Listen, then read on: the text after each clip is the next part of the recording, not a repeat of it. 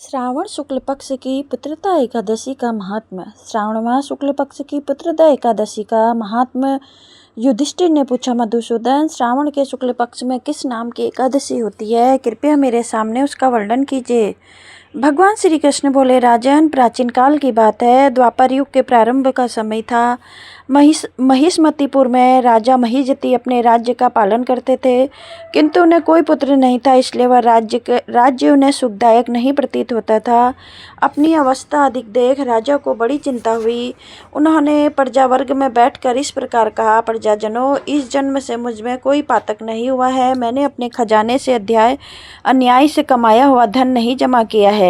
ब्राह्मणों और देवताओं का धन भी मैंने कभी नहीं लिया है। प्रजा का पुत्रवत पालन किया है। धर्म से पृथ्वी पर अधिकार जमाया तथा दुष्टों को वे बंधु बांधव पुत्रों के समान क्यों न रहे हो दंड दिया है।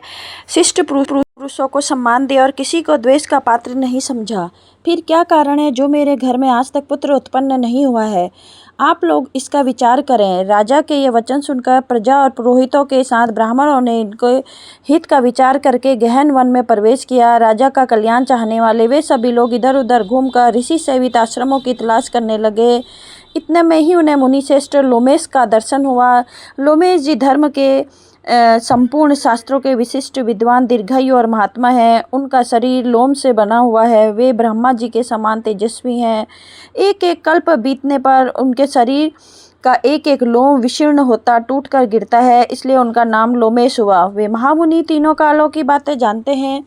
उन्हें देखकर सब लोगों को बड़ा हर्ष हुआ। उन्होंने निकट आया देख लोमेश जी ने पूछा, तुम सब लोग किस लिए यहाँ आए हो? अपने आगमन का कारण बताओ। तुम लोगों के लिए जो हितकर कार्य होगा उसे मैं अवश्य करूँगा। प्रजाओं ने कहा, ब्राह्मण, इस समय महिजित नाम वाले जो राजा हैं उन्हें कोई पुत्र नहीं है। हम लोग उन्हीं की प्रजा हैं जिनका उन्होंने पुत्र की भांति पालन किया है। उन्हें पुत्रहीन देख उनके दुख में दुखित हो हम अपनी तपस्या करके या दृढ़ निश्चय करके यहाँ आए हैं।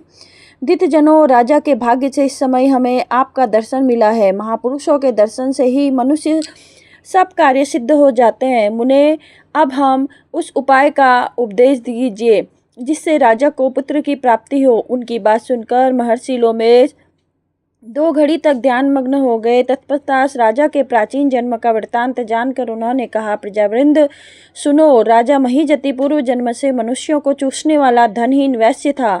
वह वैश्य गांव-गांव घूमकर व्यापार किया करता था। एक दिन जेठ के शुक्ल पक्ष में 10वीं तिथि को जब दोपहर का सूर्य तप रहा था, वह गांव की सीमा में एक जलाशय पर पहुंचा। पानी से भरी हुई बावली देखकर वैश्य ने वहां जल पीने का विचार किया।